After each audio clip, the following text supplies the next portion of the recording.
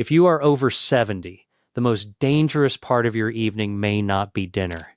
It may be that tiny routine you trust, the little PM pill, the harmless nightcap, the snack you eat standing in the kitchen under the soft yellow light because you do not want to go to bed hungry. Here's what most people get wrong. If something makes you feel sleepy, they assume it must be helping you sleep. Those are not the same thing. In one major study of older adults, heavier long-term use of common anticholinergic drugs, medicines found in many over-the-counter sleep aids was linked to a 54% higher dementia risk. 54%. I want you to remember that number. 54. That is not a small number. And if you think this only affects your sleep, stay with me. Because what you do in the last hour before bed can quietly touch your memory, your blood sugar, your balance, your blood pressure, and your ability to stay independent. This is not about having a bad night. This is about weather. You wake up sharp enough to drive safely, whether you get up to use the bathroom at 2:13 in the morning and make it back without falling, whether your brain gets the kind of deep, organized sleep it needs to store names, words, and memories, whether your body spends the night repairing tissues and calming inflammation or fighting against a flood of light, sugar, alcohol, and medication. After 70, your margin for error gets smaller. That is not an insult. That is physiology. Your sleep becomes lighter. Your bladder becomes more sensitive. Your liver clears alcohol and medications more slowly.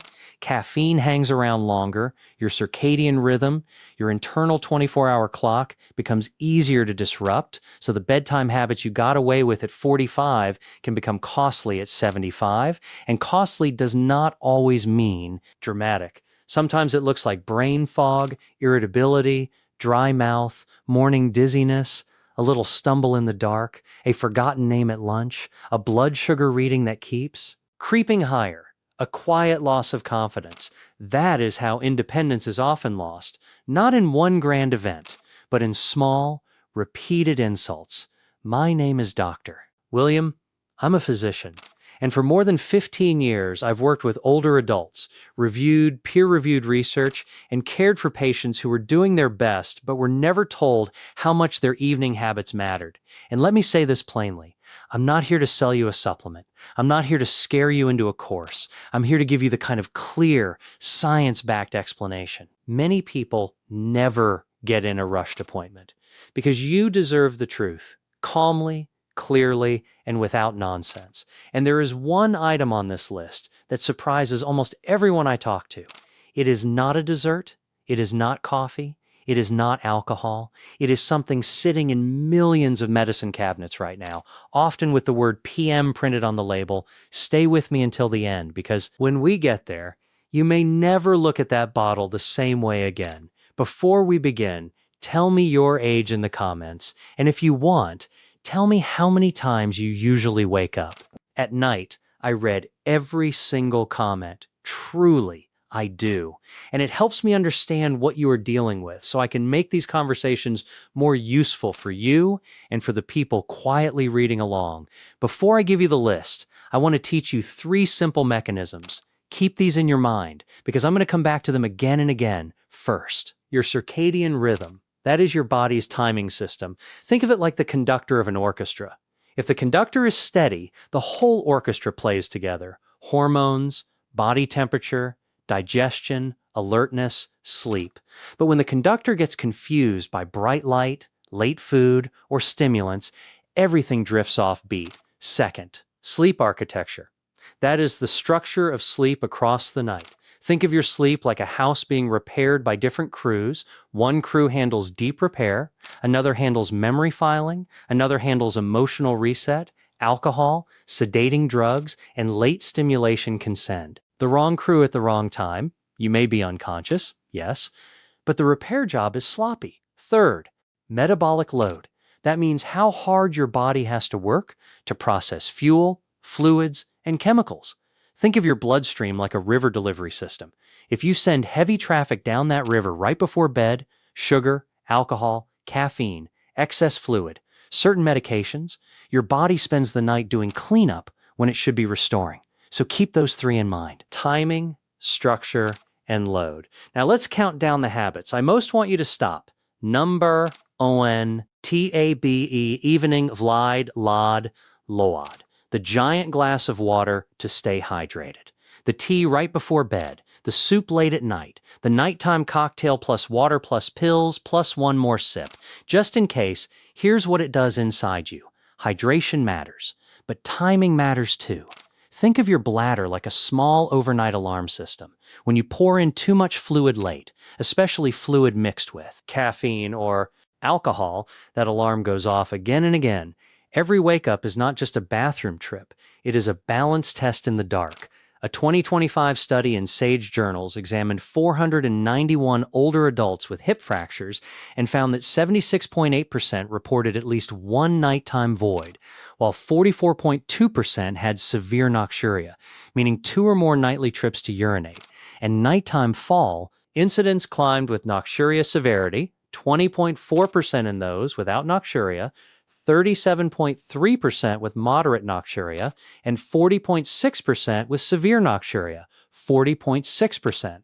Here's the part that should concern you most. After 70, the danger is not only poor sleep, it is the pathway from sleep disruption to a nighttime fall, from a nighttime fall to a fracture, and from a fracture to lost independence.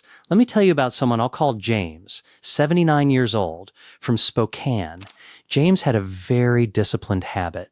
1 full bottle of water at 9 p.m. because he believed dehydration was the bigger threat. Good intention, wrong timing. He was up. 3 times a night. One night, he caught the edge of a rug with his heel. He did not break anything, thank God. But he told me later he could still feel the cold hardwood and the shock in his chest. We front-loaded his hydration into the morning and afternoon. He took only small sips with evening medications. He emptied his bladder once about 30 minutes before bed, and again right before lights out.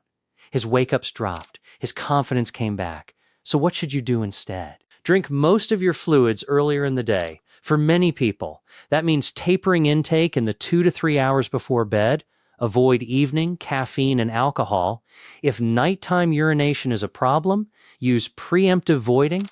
Go once shortly before bed and again right at bedtime, and make the path to the bathroom safe. Good night light, no loose rugs, shoes or slippers with grip. Important note. If you have heart failure, kidney disease, take diuretics, or have been told to follow a strict fluid plan, your doctor's instructions come first. Always. Synergy tip. This habit often improves dramatically when you also fix numbers 6 and 5, the alcohol in the late meal, number TWL, Daichi, Pan, OR, tablet, in, BED, that blue-white rectangle glowing 6 inches from your face. Here's what it does inside you.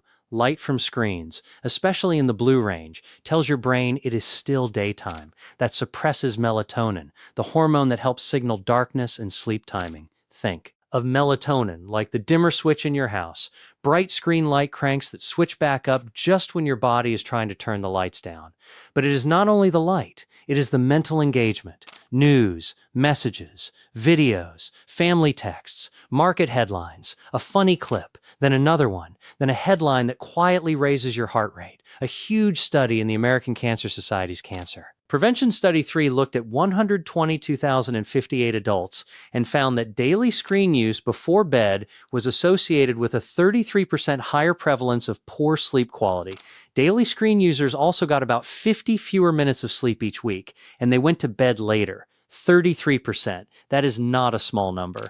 And in another study published in Scientific Reports, researchers analyzing 301 adults found that more mobile phone use before sleep predicted delayed body timing, poorer sleep quality, and more trouble with memory and concentration. Let me tell you about someone I'll call Helen, 73 years old, from Portland. Helen kept her tablet on the nightstand and read the news in bed. She liked the ritual, glasses on, covers up, little pool of light on the blanket.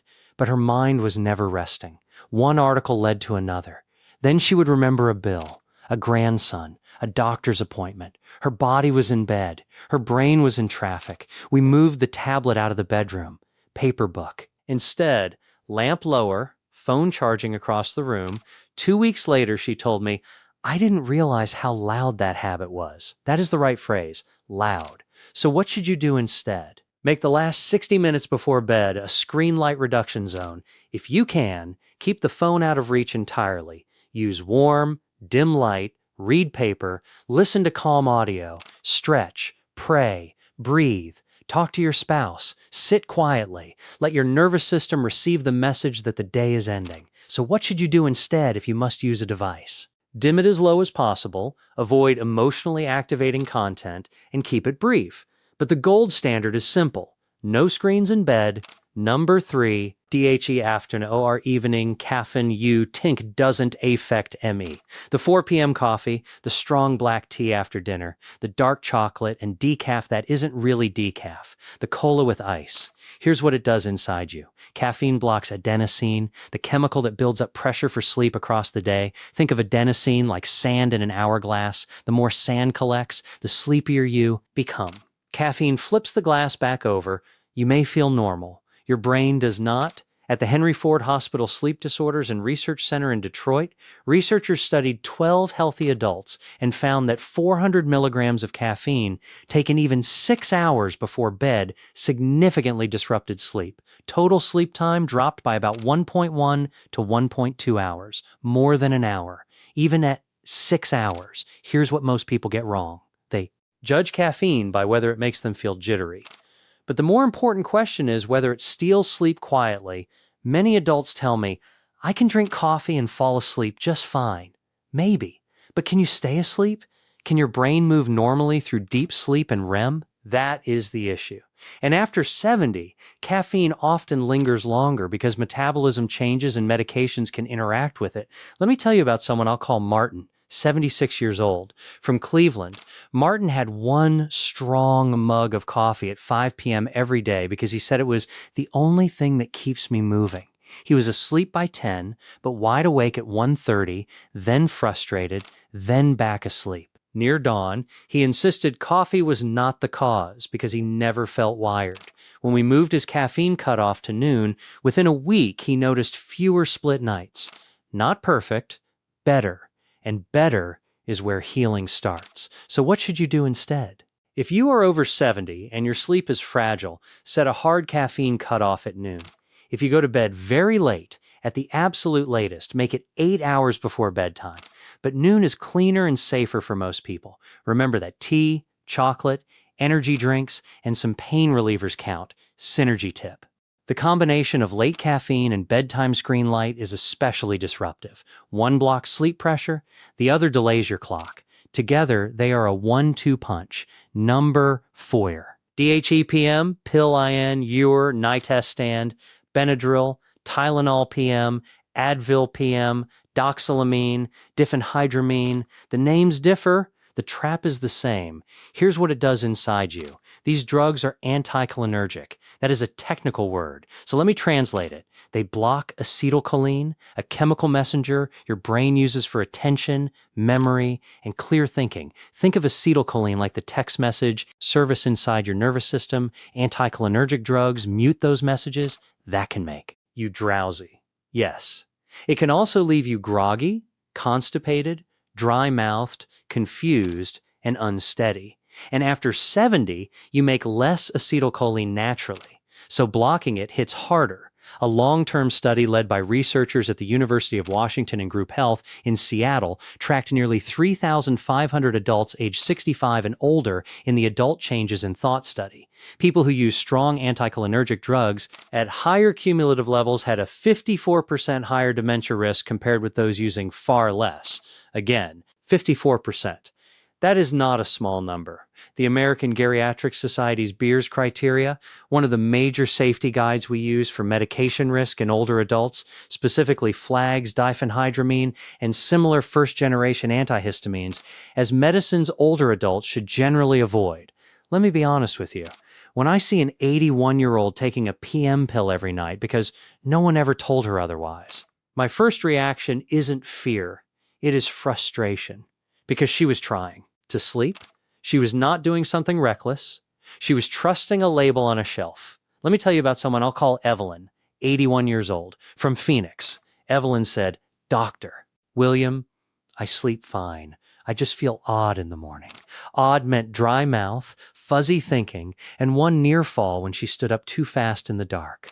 The little blue capsule felt harmless because it was over the counter. Over the counter does not mean over the risk. We stopped treating sedation like sleep. We reviewed every medication she took, including allergy pills and bladder medicines. We used non-drug sleep strategies, and her mornings became clearer. So what should you do instead? If you are taking anything with diphenhydramine or doxylamine for sleep, do not make changes blindly tonight if you have been using it regularly. But do this within the next week. Put every prescription, over-the-counter medicine, and supplement in one bag and review them with your doctor or pharmacist. Ask specifically, is this anticholinergic? Is this safe for me at my age? If sleep is the issue, ask about CBTI, cognitive behavioral therapy for insomnia, which is one of the most evidence-based non-drug treatments we have. If allergies are the issue, ask whether a safer second-generation option may fit you better. This is the item I told you would surprise you. For many people, it is the most important item on the list. Number 5, THE late meal. Especially THE sweet OR heavy oni, the toast with jam, the bowl of ice cream, the leftover pasta, the I'll just have a little something snack that turns into a second dinner at 9:30. Here's what it does inside you. Your body is not as ready to handle glucose, blood sugar, late at night as it is earlier in the day. Think of insulin like a key that opens the door so sugar can move from your bloodstream into your cells. Late at night, that lock gets sticky.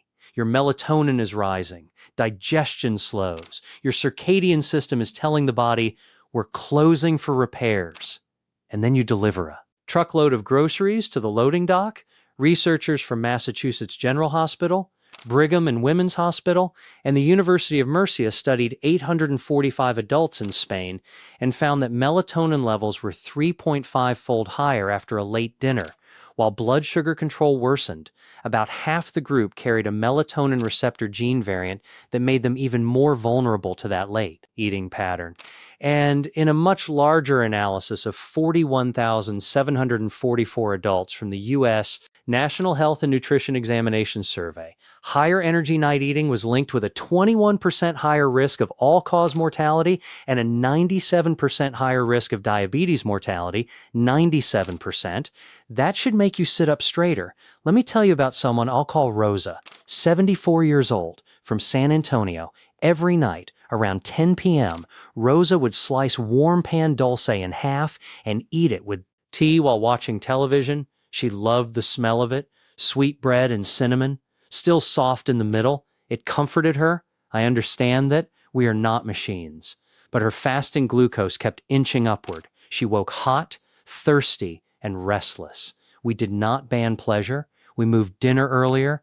And if she was truly hungry later, she switched to half a cup of plain Greek yogurt with a few berries, or a small apple with a spoonful of peanut butter, smaller, less sugar, more protein, more fiber. Her nights got steadier. Her morning sugars improved. So what should you do instead? Finish your last full meal about 3 hours before bed. If you need a snack, keep it small and boring in the best possible way. Protein plus fiber, not sugar plus starch. Think half a cup of yogurt, a few nuts, or an apple with 1 tablespoon of peanut butter. If you have diabetes or take glucose-lowering medication, follow your clinician's plan, but do not assume a sweet bedtime snack is harmless just because it feels familiar. Synergy tip. Pair an earlier dinner with a gentle 10-minute walk after the meal.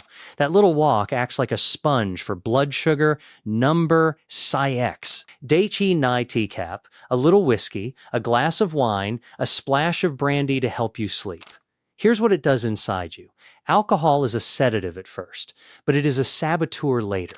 Think of alcohol like a thief who helps you lock the front door, then climbs in the back window at 2 a.m. It can make you feel sleepy faster, yes, but as your body metabolizes it, your sleep breaks apart. REM sleep gets suppressed early. REM is the stage tied to memory sorting and emotional processing. Then you get rebound awakenings later in the night, lighter sleep, more bathroom trips, and often more snoring. A 2025 systematic review and meta-analysis from researchers including Monash University looked across 27 controlled trials and found alcohol reduced REM sleep, with one summary estimate showing about a 2.8% drop in the proportion of REM sleep. It also increased sleep disruption later in the night.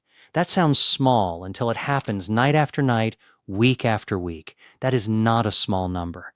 Now add age to that equation. In older adults, the effects hit harder, your body water is lower, your sleep is lighter to begin with, and alcohol relaxes the airway, which can worsen snoring. And sleep apnea. Let me tell you about someone I'll call Leonard, 78 years old, from Des Moines. Leonard told me, "Doc, I sleep best when I take a finger of bourbon before bed, but when I asked more." Carefully, what he meant was that he fell asleep fast. He also woke at 1:40, 3:10, and 4:50. His mouth felt like cotton. His wife said he snored harder on those nights. He shuffled to the bathroom with one hand on the wall because the hallway felt unsteady under his socks. When we moved his drink earlier, with dinner instead of before bed, and cut the frequency, his awakenings dropped. Not to perfect, but enough that he noticed, enough that his mornings felt safer. So what should you do instead? If you drink, have it with dinner, not as a sleep tool. Finish it at least 3 to 4 hours before bedtime. If you already wake to urinate, snore, use a cane at night, take pain pills, or use a sleep medication, I want you to be even more cautious. For many adults over 70, the safest bedtime amount of alcohol is none. Synergy tip. Alcohol and late fluids are a bad combination.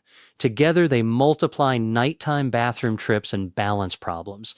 If this is helping you, subscribe to the channel and share this with one person you love. Not because I'm chasing numbers, because so many older adults never hear this in a 12-minute office visit, and sometimes a son, a daughter, a spouse, or a friend is the one who notices the nightcap, the PM pill, the late snack, the phone glow in bed, and helps change the course before something bigger happens.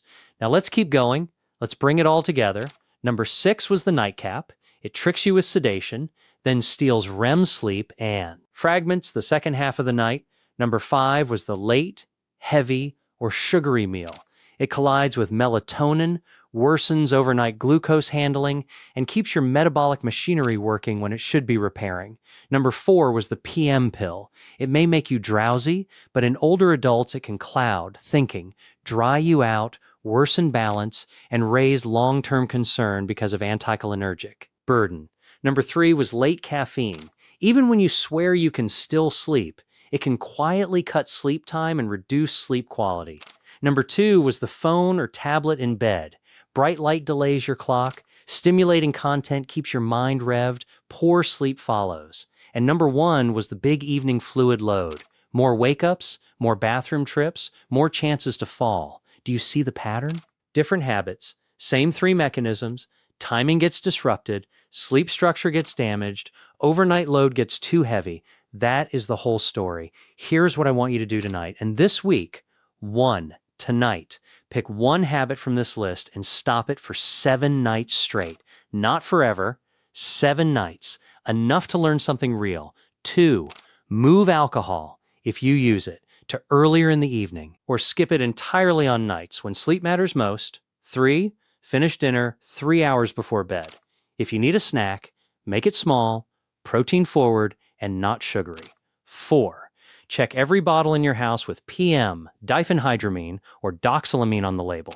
Put them aside for a medication review. 5, set a caffeine cutoff at noon. 6, put your phone to sleep before you put yourself to sleep. Charge it outside the bedroom if you can. 7, shift more of your water intake to the morning and afternoon, and do a final bathroom trip right before lights out. 8, if you take a diuretic, have nighttime dizziness, or wake more than twice to urinate. Bring that up with your doctor. That is not just aging. It is clinically important. I want to leave you with something bigger than sleep. When I talk with my older patients, very few say, "Doctor, I just want perfect sleep statistics." What they really mean is something deeper. They want to wake up steady. They want to carry their own groceries, remember their granddaughter's birthday without reaching for a note, walk to the mailbox without feeling foggy. sit at dinner and laugh at the joke right away instead of feeling half a step behind. They want to trust their legs in the dark, trust their mind in the morning, trust themselves. That matters to me because medicine is not only about adding years to life, it is about protecting the quality inside those years, the dignity, the agency, the ordinary freedoms that are not ordinary at all when they begin to slip. So if you recognize yourself in this video, do not feel ashamed. Feel informed. You do not need to fix everything tonight. You just need to stop handing your body mixed signals at the end of the day. Give it darkness. Give it quiet. Give it less chemistry to process. Give it time to do the work it was designed to do while you sleep. Your brain is listening. Your heart is listening. Your balance is listening. And it is never too late. If this kind of honest, practical guidance helps you, subscribe and turn on the notification bell. And in the comments, tell me this. Which one of these bedtime habits is hardest for you to let go of? The nightcap, the snack, the PM pill, the caffeine, the screen, or the late fluids? I read every single comment.